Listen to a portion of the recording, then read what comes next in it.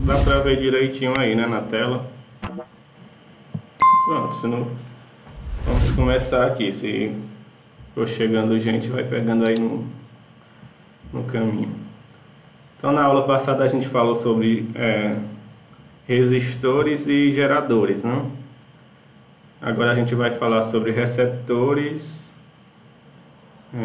leis de Kirchhoff e, se der tempo, também sobre capacitores. Aí, só relembrando, ele tem essa representação, né? Eu tenho um polo representado por uma barrazinha menor, que a gente associa ao polo negativo, uma barra maior, que é o polo positivo. Por terminais deste gerador é submetido a uma diferença de potencial, a gente chama de U. Se não existisse resistência interna, né, se este gerador não tivesse perca de energia quando a corrente passasse por ele, a gente chama isso de gerador ideal, né? Toda essa tensão seria direcionada para gerar essa corrente, manter essa corrente no circuito.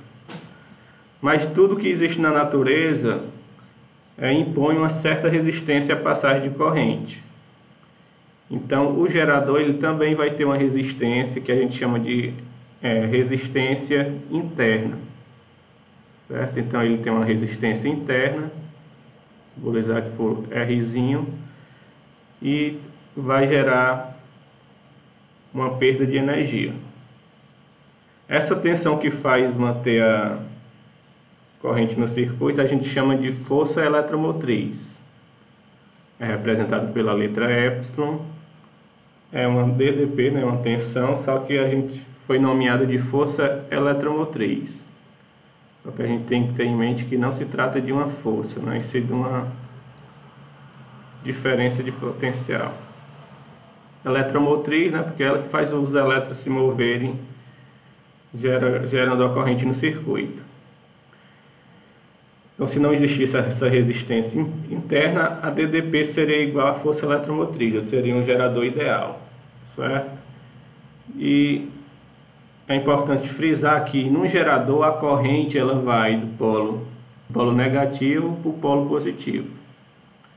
Esse é o sentido da corrente em um gerador. Então, aqui eu tenho a tensão total que este gerador é capaz de produzir, e este U seria a tensão resultante, né, que realmente vai alimentar o circuito. Então, o que diz a equação do gerador? Que essa diferença de potencial é igual à força eletromotriz, que é a tensão total fornecida no gerador, menos a tensão que é perdida na resistência interna. Então, na lei de Ohm, a gente tinha que essa tensão em cada resistor é o produto de R, né, que é a resistência, vezes a corrente, pelo U igual a R, né? Então, para subtrair, eu tenho que subtrair tensão de uma tensão, né? Então, eu tenho que colocar aqui R vezes I. Essa é a equação do gerador. Se não existisse a resistência, isso daqui seria zero e a tensão seria a própria tensão, a própria DDP, né? A força eletromotriz seria a própria DDP nos terminais. Então, essa é a equação do gerador. A gente já fez alguns exercícios na aula passada. E o que vai mudar para um receptor? Então, a gente viu que o gerador ele fornece energia ao circuito, né? Ele que vai ser a fonte de energia. Os receptores, eles são a parte do circuito que vai consumir essa energia gerada pelo gerador, certo? Então, tudo aquilo que consome energia, ele vai ser os nossos receptores. Então, aqui tem alguns exemplos, né? Um ventilador é um tipo de receptor, ele está recebendo aquela energia elétrica e convertendo aquela energia em energia de movimento cinética. Então o receptor ele vai receber energia elétrica e transformar em outro tipo de energia, né? Seja energia cinética, própria energia térmica, certo? Enquanto que o gerador não, ele vai pegar outro tipo de energia e vai converter em energia elétrica. O símbolo é praticamente o mesmo. O símbolo de um gerador é praticamente o mesmo de um receptor, é praticamente o mesmo de um gerador.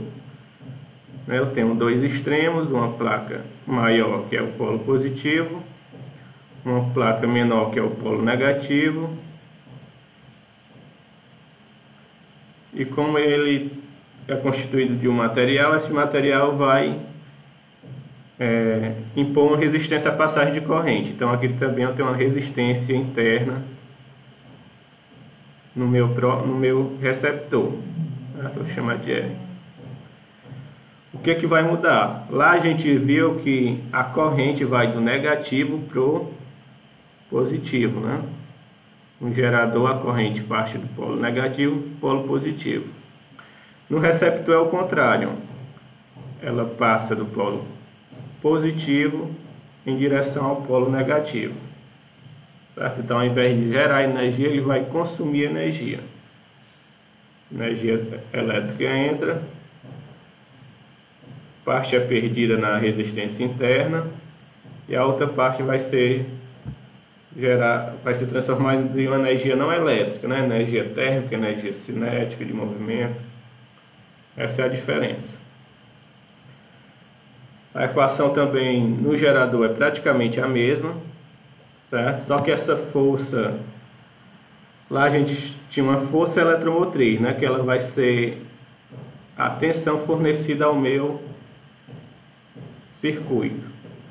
Aqui a gente diz que existe uma força contra-eletromotriz, né? Que se opõe àquela que é fornecida, ela vai ser consumida, essa tensão no meu circuito, a gente chama de força contra-eletromotriz.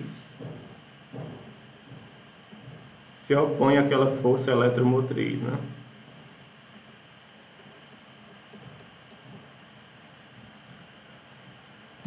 E como vai ser a equação para o receptor? A gente tinha aqui a equação do gerador. A tensão era igual à força eletromotriz menos a corrente vezes a resistência interna. Para o receptor, a única coisa que vai mudar é que esse sinal aqui, ao invés de ser negativo, vai ser positivo. Então essa é a equação para o receptor. A mesma equação que eu tinha para o gerador, só que com sinal contrário, né? Era negativo no gerador, agora é positivo no receptor.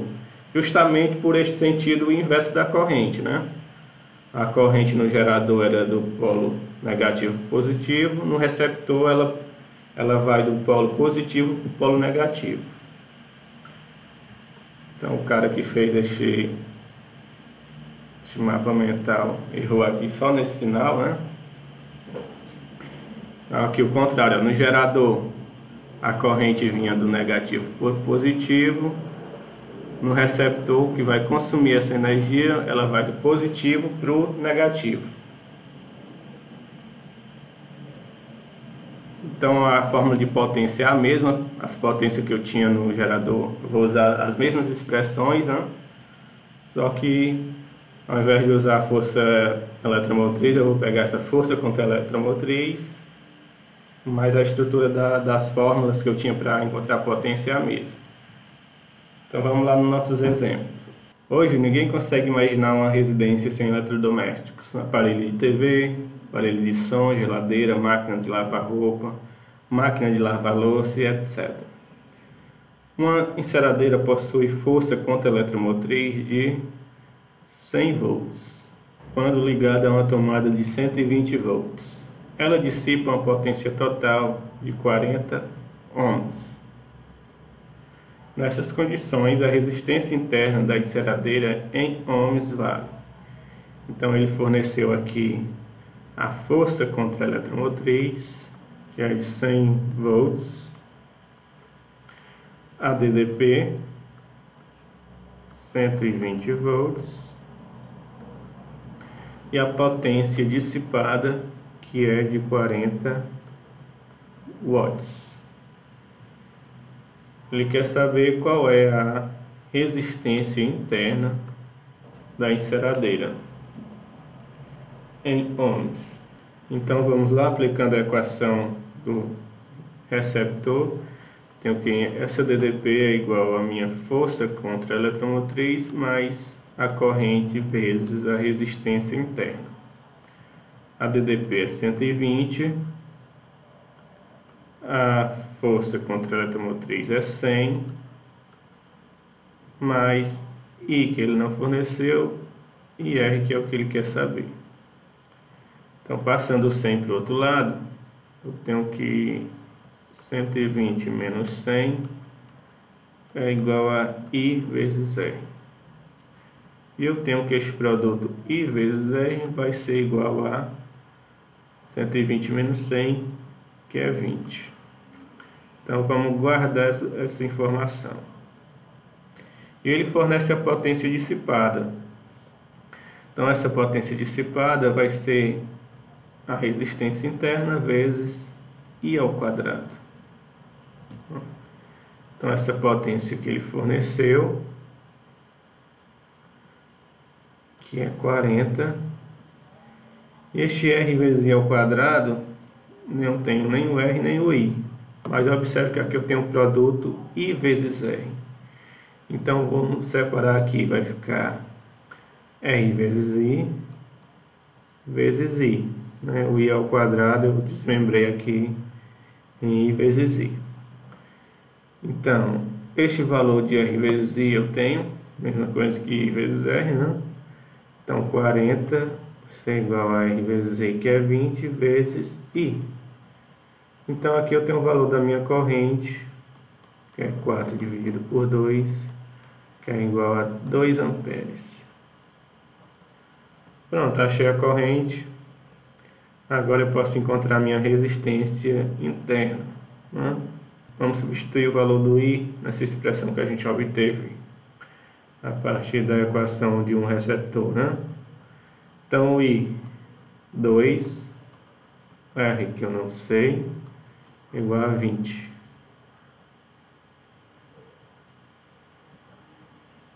Então, o R vai ser 20 dividido por 2, que dá igual a 10 ohms. Então, a gente obtém a nossa resposta, que é o item D. A resistência interna é de 10 ohms. Vamos para a próxima questão. O circuito a seguir representa 3 pilhas ideais de 1,5 volts. Então, eu tenho aqui 1,5, 1,5, 1,5. Cada uma. Um resistor R de resistência 1 ohms e um motor, todos ligados em série. Considere desprezível a resistência elétrica do fio da ligação do circuito. A tensão entre os terminais A e B do motor é 4 volts. Então, essa DDP entre os pontos A e B é de 4 volts. Ele quer saber qual é a potência elétrica consumida pelo motor. Certo? Então, a potência elétrica consumida no motor. Então, a potência vai ser essa DDP, que é de 4 volts, vezes a corrente. Certo? E observe aqui que essas pilhas, né, essas geradores aqui que está fornecendo corrente ao meu circuito, estão associados em série. Então, a gente viu que essa tensão vai corresponder à soma das tensões de cada gerador. Então, aqui eu tenho uma tensão de 4,5 volts. Como não há resistência interna, A DDP que essas 3 pilhas fornecem ao circuito é de 4,5 volts. E a gente vê que no motor, essa diferença entre o potencial entre os pontos A e B é de 4 volts. E aqui isso quer dizer que eu tive uma perca aqui de 0,5 volts neste meu resistor. Certo? Então, o que a primeira lei de Ohm diz? Que essa DDP é o produto R vezes I. Certo? Então, aqui eu tive uma perca de 0,5 volts. O R é 1 e a corrente eu não sei. Então, daqui eu tenho que a minha corrente elétrica é de 0,5 amperes. Então, agora eu posso encontrar a potência consumida pelo motor, né? Então, essa potência vai ser o 4 vezes a corrente, que é de 0,5 ampere. 4 vezes 5, 4 vezes meio, dá 2 unidade de potência. Logo, o item correto seria o item D. Potência de 2 watts. Vamos lá, continuando. Terceira questão. Na figura 1 estão representados 3 objetos que utilizam eletricidade. O gráfico 2 da figura 2 mostra o comportamento desses objetos por meio de suas tensões versus intensidade de corrente. Levando-se em conta o comportamento elétrico desses objetos, associe cada um deles a um gráfico correspondente. Então, o primeiro aqui na figura 1, né? Eu tenho os objetos. Na figura 2 eu tenho um gráfico correspondente a cada um deles. Então, chuveiro elétrico. O chuveiro elétrico, ele vai corresponder a que gráfico? Ele é um gerador? Ele é um receptor? E qual destes gráficos corresponde a um gráfico de gerador, de um receptor ou de um resistor? Vocês conseguiriam identificar? A gente já viu nos exemplos, né, que uma bateria ela vai fornecer energia ao circuito. Então ela é um gerador. Tudo que vai consumir energia do circuito é receptor. Mas aquele material que consome unicamente transformando energia elétrica em calor, a gente chama de resistor, né, que a gente estudou no começo deste tópico. E o que converte essa energia elétrica em um outro tipo de energia, né, sem ser exclusivamente térmica, como no resistor, é um receptor. Então a gente pode dizer que um resistor é um tipo também de receptor, mas ele converte a energia elétrica exclusivamente em térmica, né? Então por isso que há essa separação de resistores e receptores. Então a gente já viu a equação do gerador, que diz que essa DDP é a força eletromotriz menos IR. E a gente viu a equação de um receptor. Diz que essa DDP é essa força contra a eletromotriz, né, que vai ser consumida, mais IR. Também é outro consumo, né? E nos resistores a gente viu a lei de Ohm, que diz que U dividido por I é igual a resistência. Então, como é que a gente chega no gráfico do gerador, de um receptor e de um resistor? Na bateria, o I são inversamente proporcionais. Isso, quando tu aumenta a corrente, essa tensão vai diminuir, né? Porque eu tenho um consumo a mais. Então, aquela força eletromotriz, né, aquela tensão que vai ser fornecida ao sistema vai ficando cada vez menor, porque a perda, quanto maior a corrente, maior vai ser a perda naquela resistência interna.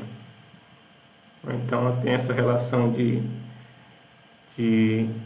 essa DDP decair com a corrente, né? Porque tem este termo subtraindo. No gerador não, quanto maior a corrente, maior vai ser o consumo. Porque este termo está somando com essa tensão que já vai ser consumida, sim, a resistência interna. Então a primeira dica para ver qual é a forma deste gráfico é zerando, né? Quando eu tenho aqui, ele está dizendo que o X é a corrente e o U é o meu eixo Y, né? O DDP, em todos eles, né? Então vamos ver onde corta o X e onde corta o Y. Para saber onde corta o eixo Y é só zerar a corrente, né, que é o valor de X. Então se eu zerar a corrente, eu tenho que o U fica exatamente igual à força eletromotriz, né? Então ele vai cortar aqui neste valor correspondente à força eletromotriz. Aí quando o U for zero em cima do eixo X, eu tenho que essa corrente, passo ela para o outro lado, né, vai ser epsilon igual a IR. Então tem um valor para a corrente que vai ser este epsilon dividido pela resistência. Então ele vai dar um valor diferente de zero, então ele vai decaindo até um certo valor que corresponde a epsilon dividido por R. A gente já sabe que este primeiro gráfico aqui é de um gerador, né? E o gerador é a bateria. Então o gráfico 1 é uma bateria, só pode ser o item D ou o item... Mesma coisa que se você quiser descobrir para o gerador. Vamos ver onde é que ele corta o eixo Y. Só colocar zero na corrente.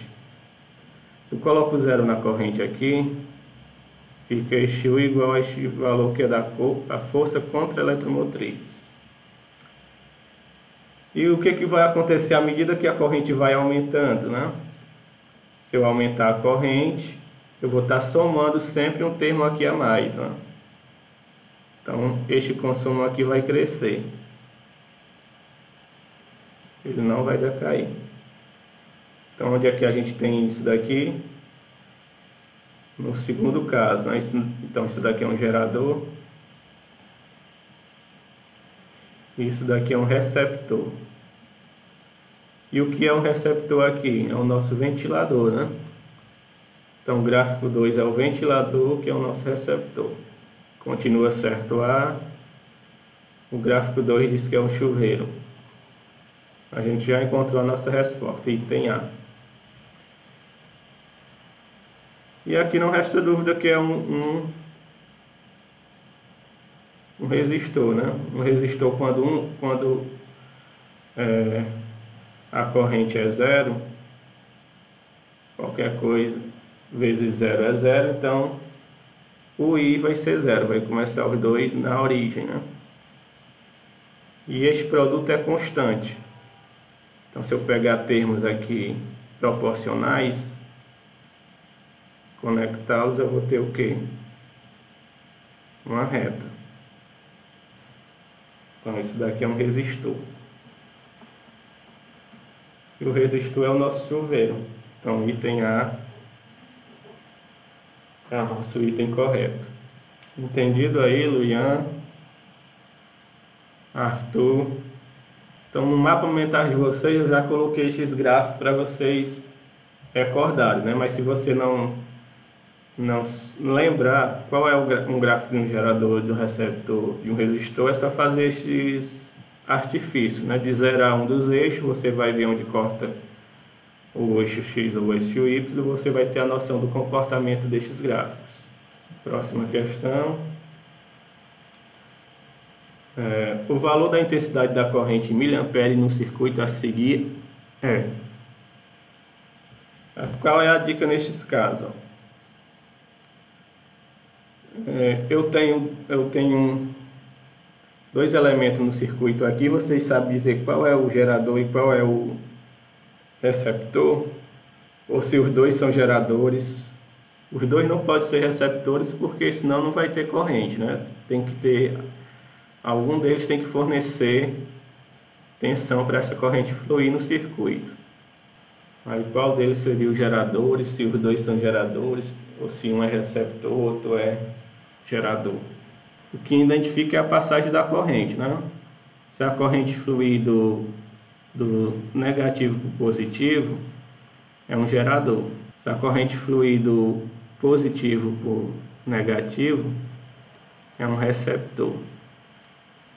Então aqui ele vai gerar energia e aqui ele vai consumir a energia no meu circuito.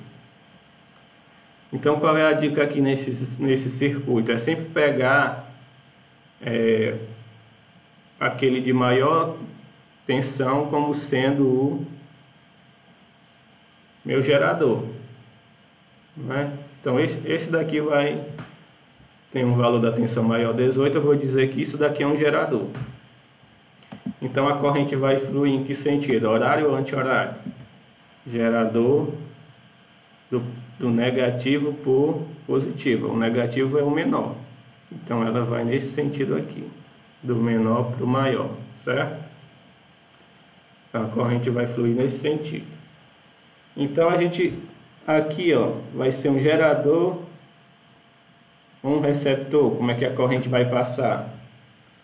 A corrente vai passar por aqui, do positivo para o negativo, né? Do de maior potencial para o de menor potencial. Então aqui é um receptor, e aqui é um gerador. Não tinha sentido eu escolher o de menor potencial, de menor tensão para ser o gerador, porque se isso zerasse 12 volts, isso daqui consome 18, eu iria ter um déficit aí, né?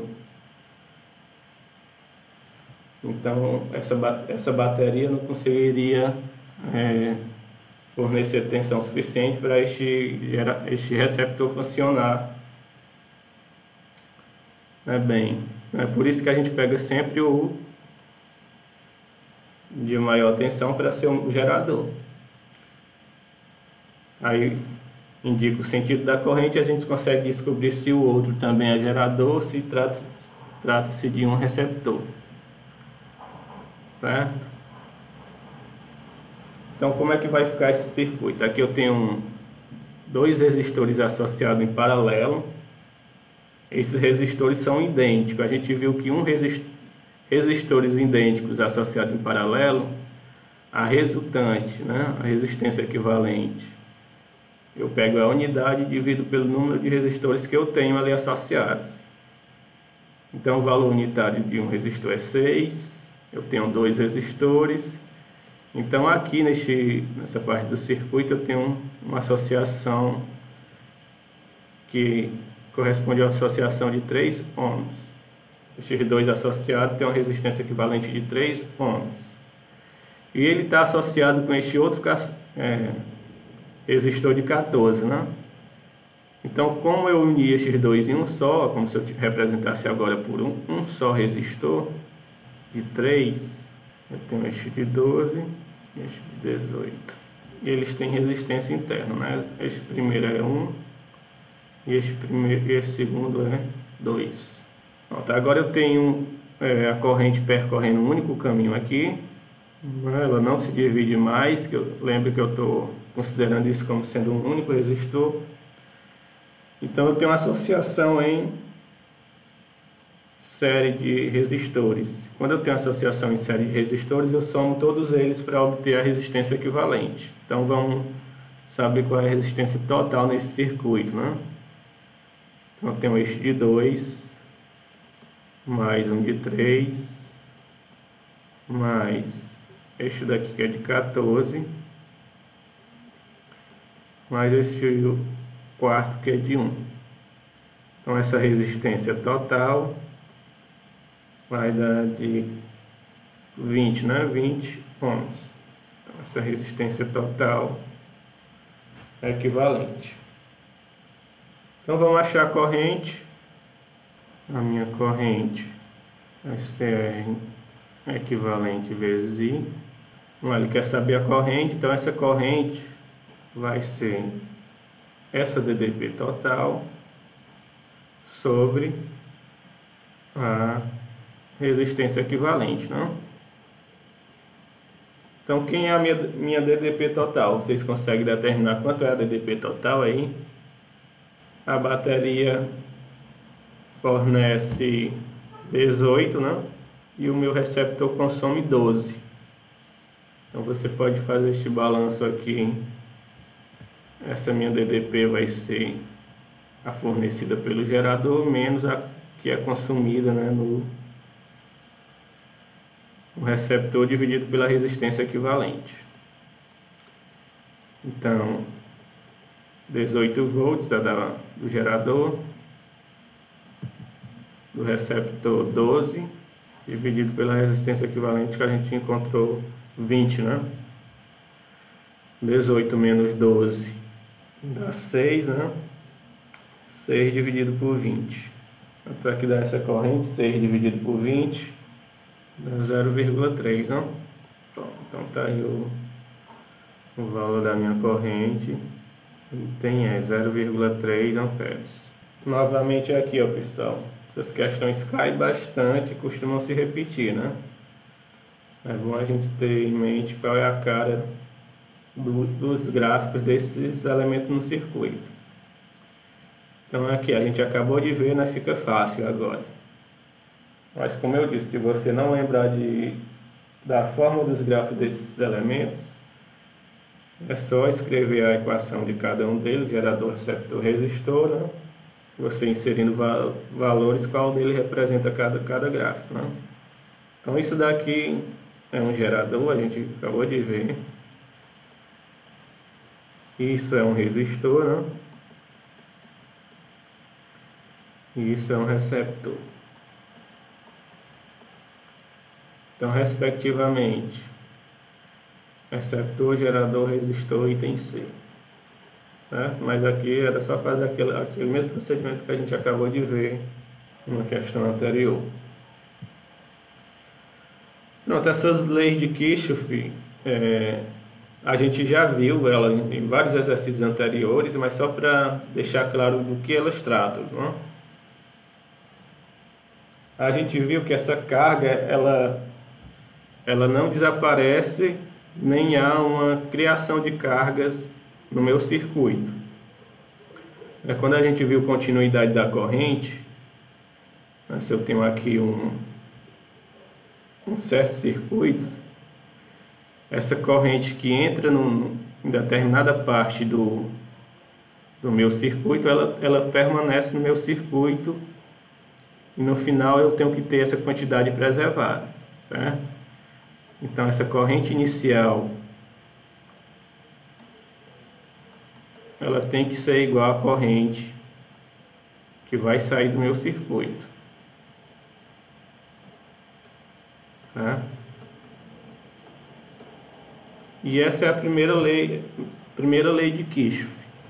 Este ponto de encontro onde a corrente ela tem essa possibilidade de se dividir, né, ou se somar, a gente chama de nó, certo? Como é que a gente obtém um nó? A união de 3 ou mais fios, eu tenho essa possibilidade de formar um nó, né, que vai ser o ponto onde a corrente ela tem essa possibilidade de se dividir ou se somar, né? Então, o que diz a primeira lei de Kirchhoff? Que a corrente que entra no nó, que entra no nó, corresponde, né, é igual à corrente que sai do nó.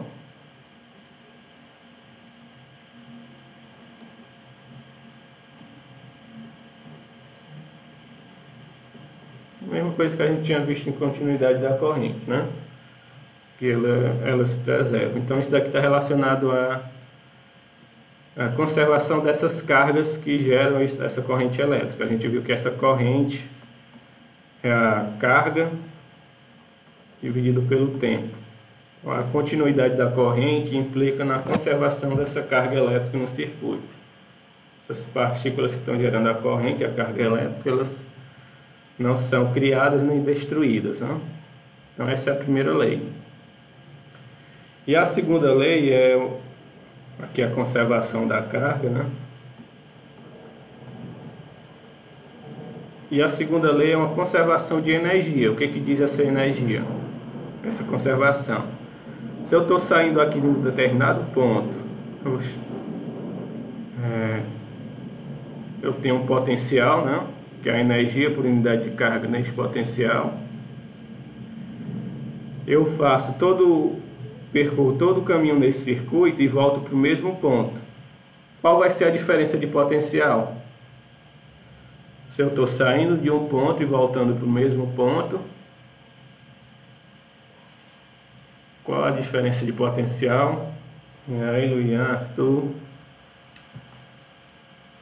Estou saindo de determinado ponto que tem um potencial determinado valor, percorro todo o circuito e volto para o mesmo ponto. Então, qual é a diferença de potencial entre potencial inicial e final? Potencial inicial é igual ao potencial final, né? Então é zero, exato. Então voltei para o mesmo potencial F. Então não existe diferença de potencial. E como o potencial está associado à energia, né? A definição de potencial é essa energia potencial por unidade de carga. Então o que quer dizer isso? Toda a energia que é fornecida ao longo de um determinado ponto, né? Ela vai ser consumida ao longo do circuito. Então se eu somar toda a energia ao longo do circuito, essa soma dessas energias, desses potenciais, vai ser nula. Isso quer dizer que a energia se conserva. Toda a energia que é fornecida é consumida pelo circuito, né? Então o que acontece? Se eu percorrer essa malha, né, em círculo, se eu somar cada potencial, essa soma vai dar zero. Mas se eu somar cada ganho de potencial e perda de potencial que eu tiver no circuito, essa soma vai dar zero. Então tem essas, esse mapa mental onde traz essas regrinhas para vocês, né? Existe a lei das malhas, que é essa conservação de energia, que é a soma algébrica das variações potenciais encontradas ao percorrer uma malha fechada é sempre zero. E a lei dos nós, que diz que a soma que entra no nó é igual à soma das correntes que saem do nó. Então é exatamente o que eu acabei de explicar, né? Soma das correntes que entram no nó é igual à soma das correntes que saem. E em uma malha, eu não falei nem a definição de malhas para vocês, né? Estou falando como se vocês já tivessem tido contato. A gente chama de nó este ponto onde a corrente pode se dividir ou se juntar, né? Dependendo da parte do circuito. Aí a gente tem entre dois nós, por exemplo, aqui eu tenho um nó, se eu continuar esse circuito aqui eu tenho outro, né? São pontos onde a corrente pode se dividir aqui, certo? Então aqui eu tenho um nó e aqui eu tenho outro nó. Essa parte que está entre dois nós é chamada de ramo, certo? Só para caso vocês se deparem com essa nomenclatura. O segmento entre dois nós é chamado de ramo. E o caminho fechado, né, que a corrente descreve um caminho fechado, é chamado de malha. Então, este caminho fechado aqui é uma malha. Certo? Só para vocês não estranharem essa nomenclatura. Então, vamos lá as questões. Ó. Um aluno juntou alguns fios e gostaria de saber a corrente I0 na figura. Então vamos lá, aqui eu tenho um nó, né, onde a corrente vai se dividir ou se juntar. E a primeira lei de Kirchhoff diz que todas as correntes que entram no nó,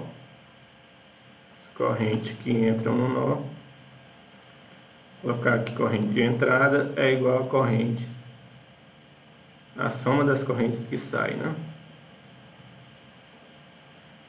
Então vamos lá, quais são as correntes que estão entrando aqui no nó?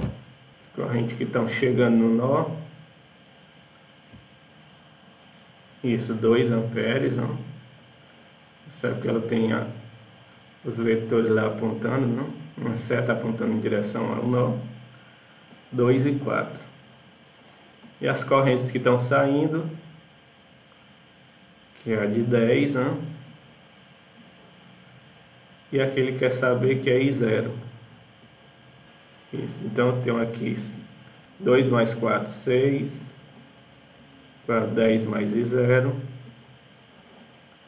Passar número para um lado, letra do outro, né? O 10 vai com sinal trocado, dá positivo, vai negativo. Pronto, então 6 menos 10 dá menos 4. Então a gente tem aqui que X0 é menos 4 amperes. Então, item A. O que significa este menos na corrente? Sempre que você obter o sinal de menos na corrente, indica que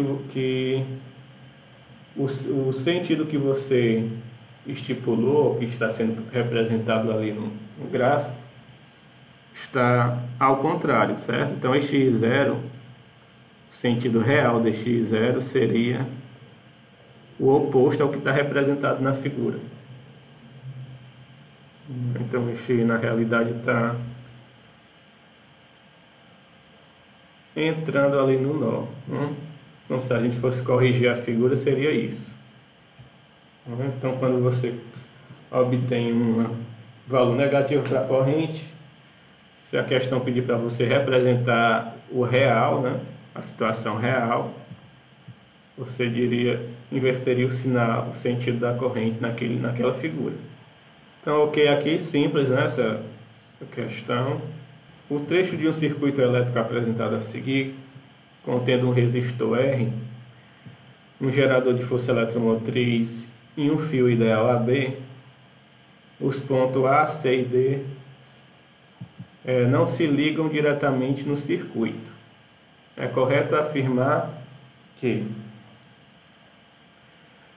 Pronto, pessoal, no circuito, ó, se não tem nenhuma queda de tensão, o potencial não vai mudar, né? O que faz o potencial cair é alguma queda de tensão no resistor. Então, se eu tiver um gerador ou um receptor fornecendo ou consumindo energia, eu vou ter diferença de tensão entre os pontos, né? Mas se não tiver nenhum desses elementos entre esses pontos, o potencial não vai mudar. Então, aqui, ó, o potencial de A e o potencial de B é o mesmo, porque não tem nenhum dispositivo que faça com que essa tensão sofra alguma variação. Agora, se eu passar de B para D, tem um resistor entre eles. Então, essa tensão de B é diferente de D. E entre B e C também tem um elemento de circuito entre eles, né? Então, o potencial de C é diferente do potencial de B. O potencial de A é igual ao potencial de B, pois não tem nenhum elemento que faça com que essa tensão sofra alguma variação. Aí vamos lá as alternativas, né? É correto afirmar que a potência dissipada no resistor R depende diretamente da intensidade da corrente que o atravessa e inversamente a diferença de potencial entre B e D. Então ele está dizendo que a potência dissipada entre B e D, então esses dois pontos aqui, está dizendo que essa potência dissipada ela é depende diretamente da corrente, então uma relação direta com a corrente, e inversa da diferença de potencial entre B e D. E essa potência dissipada tem uma relação inversa com a DDP entre B e D. Vamos lá, como é que a gente pode encontrar a potência dissipada aqui? R vezes I quadrado. Vamos lá, a corrente depende diretamente da intensidade com o quadrado da corrente ou com a corrente, se a gente tiver atenção. Ele diz que também depende inversamente, né, da diferença de potencial entre B e D. Então a diferença de potencial, que a gente chama de U, ela tem relação inversa com a potência dissipada.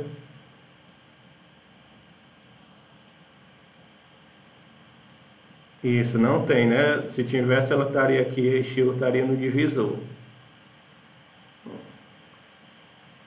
Então o item A está errado. Item B, a aplicação da primeira lei de Kirchhoff, lei dos nós, no ponto B. Então a lei de Kirchhoff aqui, né, tem um nó, onde a corrente vai se dividir ou se juntar. Ela garante a conservação da carga elétrica no trecho apresentado. Correto? Isso, a lei de Kirchhoff garante a lei da carga. Exatamente o que eu falei para vocês na explicação, né? A lei dos nós, a conservação da carga em determinado ponto, naquele ponto de divisão de corrente. E a lei das malhas, ela é conservação da energia, né? Aqui está dizendo, independente do restante do circuito, a conservação de energia no trecho apresentado, o que impõe essa força eletromotriz igual a RI ao quadrado. E em função de R ao quadrado, não tem nada a ver, né? Tá, sendo a intensidade da corrente através do gerador IR, a intensidade da corrente que percorre o resistor. Então isso daqui não vai... A gente tem que olhar o restante do circuito, né? Para essa energia ser conservada, o circuito tem que percorrer o caminho fechado. Então não posso olhar apenas para uma parte do circuito e dizer que houve conservação de energia ali.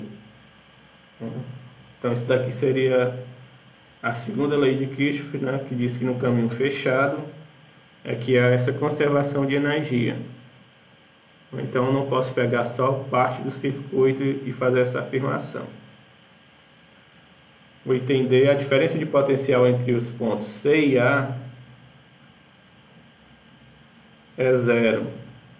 Só seria zero se o potencial de C fosse igual ao potencial de A, né? O número menos ele mesmo dá zero. Só que a gente viu aqui que A e B têm o mesmo valor, são idênticos. Se o C é diferente de B, ele também vai ser diferente de A. Então não tem como este resultado dar zero. Então, item B é o item correto. Questão de número 3. Um resistor de resistência R está inserido entre os pontos P e Q de um circuito, como mostra a figura. Se as correntes que passam pelos fios 1 e 2, que chegam a P, são respectivamente I1 e I2, a diferença de potencial entre P e Q será igual a... Então ele quer saber qual é a diferença de potencial entre P e Q.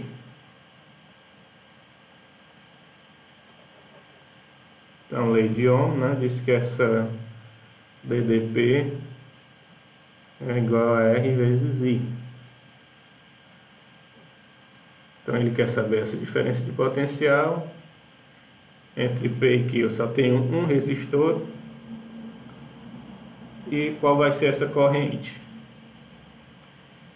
essa corrente que passa entre o ponto P e Q, pela lei de Kirchhoff, essa corrente que está saindo do nó é igual à corrente que entra no nó, né? A corrente que está entrando no nó é I1 e I2. Então vamos substituir no lugar do I, a gente troca por I1 mais I2.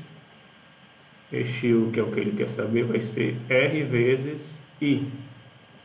Mas quem é I? I1 mais I2. Então, item... dúvidas aqui?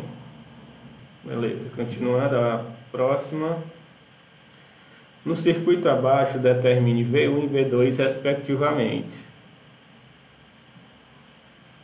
Então aqui eu tenho duas malhas, né, pessoal? Eu tenho dois caminhos fechados aqui para a corrente.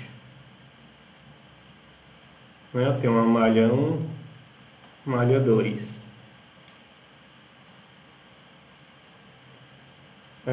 O que diz a segunda lei de Kirchhoff? Que se eu somar todos os potenciais, né, ao longo de uma malha, isso vai dar zero. Certo? Se eu somar todos os potenciais ao longo de uma malha, isso vai dar zero. Então vamos começar deste ponto aqui, ó. O sinal que eu vou adotar para cada potencial é o sinal que eu vou me deparar aqui, primeiramente, ao percorrer o meu circuito, certo? Então aqui, este meu potencial 1, eu estou encontrando primeiro com o polo negativo, então vai ser menos V1. Aí continuo no circuito. Aqui mais 1, né, que estou encontrando o polo positivo. Continuando, lembrando que eu estou pegando malha por malha, né? Essa lei de Kirchhoff é em cada malha eu vou ter essa soma igual a zero. Então, primeiro essa malha 1. Vamos lá, continuando na malha 1, positivo, mais 5. Continuei e voltei para o mesmo ponto. Então, isso dá igual a zero. Então, passando V1 para o outro lado, eu tenho aqui 6 igual a V1. Então, já sei que V1 é 6 volts.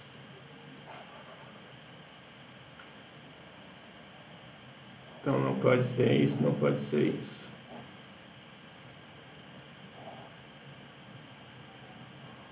Certo, e nem é menos 3, menos 6, não? A gente já encontrou a resposta aqui, mas vamos só comprovar se a gente encontra o mesmo valor de 3 volts na segunda, não? Então vamos lá, vou sair deste ponto. Você escolhe um ponto e tem que voltar para o mesmo ponto, certo? Então aqui, ó, encontrei o polo negativo. Então vai ser menos 5 volts. Continuando, mais 2 volts. Continuando, mais V2, né, que ele não fornece o valor, igual a zero. Então só tirar este V aqui para não confundir, vou botar só um, não? Menos 5, mais 2, mais V2, igual a zero. Então vou passar o número para o outro lado, aqui fica 2 menos 5, fica menos 3, passo para o outro lado, 3 positivo. Então realmente é o item A, né? V1 6 volts e V2 3 volts. Então este é o mecanismo da segunda lei de Kirchhoff, certo?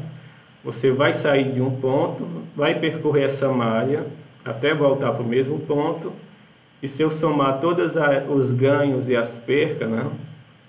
Ganho de tensão e perca de tensão, Isso tem que dar zero.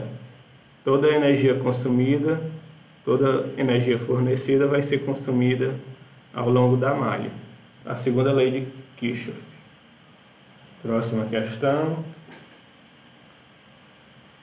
Observe esse circuito constituído de 3 resistores de mesma resistência. Um amperímetro. Um amperímetro ele é um dispositivo que mede a corrente, né? Ampere. Ele serve para medir a corrente. Como está passando uma certa corrente aqui, o amperímetro mede. Então tem um amperímetro, uma bateria. Está aqui o negativo e o positivo, né? O menor é negativo, o maior é positivo. Considere que a resistência interna da bateria e a do amperímetro são desprezíveis. Então não tem resistência interna nem da bateria nem do amperímetro. Eu tenho uma chave, né? Essa chave, a gente viu que a corrente ela só consegue fluir se eu tiver um caminho fechado. Então aqui inicialmente eu não tenho corrente fluindo por este ramo, né? Observe que o amperímetro indica uma corrente I. Com base nessas informações, é correto afirmar que quando o interruptor S é ligado, o amperímetro passa a indicar uma corrente elétrica.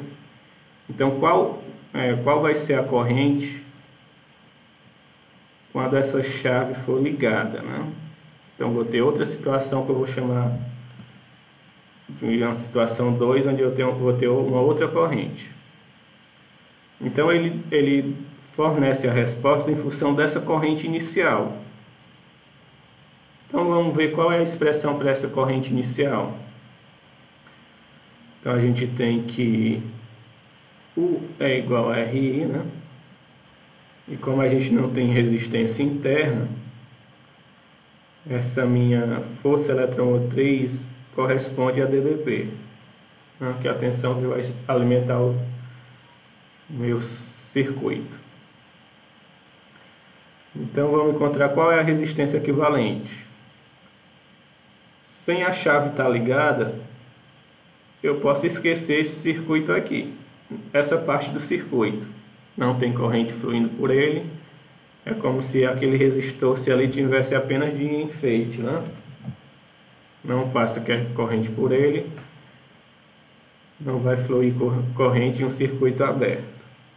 Então o que vai contar é apenas os resistores por onde a corrente está passando.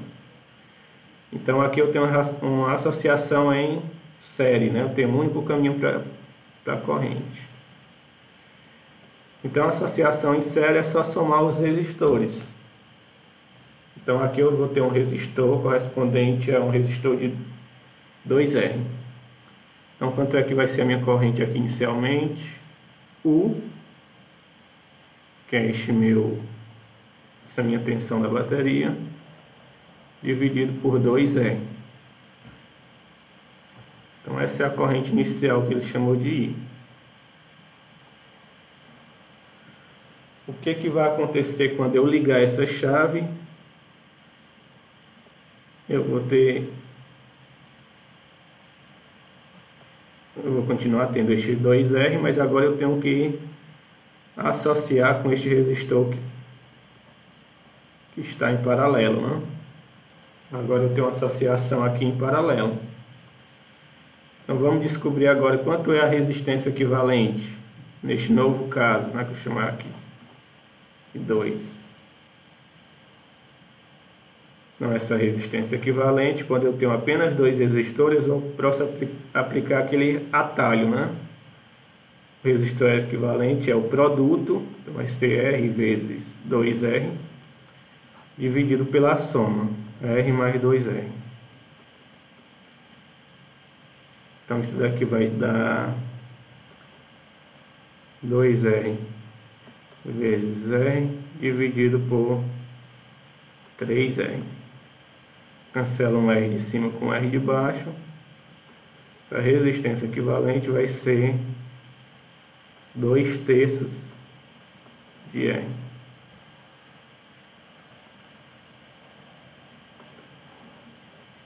Essa é a resistência equivalente nessa minha nova configuração, né, com a chave ligada. A corrente vai ser 2/3 de R. Então vamos calcular quanto vai ser a nova corrente. Essa nova corrente, que eu chamo de I2, vai ser a mesma coisa, né? U dividido por R. U dividido pela resistência equivalente, que agora é 2/3 de R. Divisão de fração, repito, a primeira multiplico por inverso da segunda, né? Estou multiplicando por inverso 3 aí para cima, 3U dividido por 2R. Só que U dividido por 2R é a minha corrente inicial. É U dividido por 2R. Então aqui eu vou ter que... a minha nova corrente vai ser 3 vezes a corrente inicial. Eu troquei isso daqui pelo meu I, que é a corrente inicial. Então, item D. Certo? Então, só comparei a minha situação inicial com a situação com a chave fechada. Ficou dúvida aí, Luian, Arthur? Pronto, e a última questão, sobre lei de Kirchhoff, né? Uma questão teórica, né? Num circuito de corrente contínua, ao percorrermos uma malha fechada, partindo de um determinado ponto, observamos que as variações de potencial elétrica sofrida pelos portadores de carga é tal que, ao retornarmos ao ponto de partida, obtemos o mesmo valor para o potencial elétrico. Então, praticamente ele faz a definição da segunda lei, né? Lei das malhas. Ao percorrer uma malha saindo de um ponto e voltando para o mesmo ponto, vou obter o mesmo potencial. Baseado no texto e em seus conhecimentos, o fato descrito é uma consequência do princípio da conservação. A gente viu que a segunda lei é uma conservação da energia, né? Então é o item B. Conservação da energia. Então é isso, pessoal. Obrigado aí. E até segunda-feira. Segunda-feira a gente se encontra novamente. Valeu, valeu.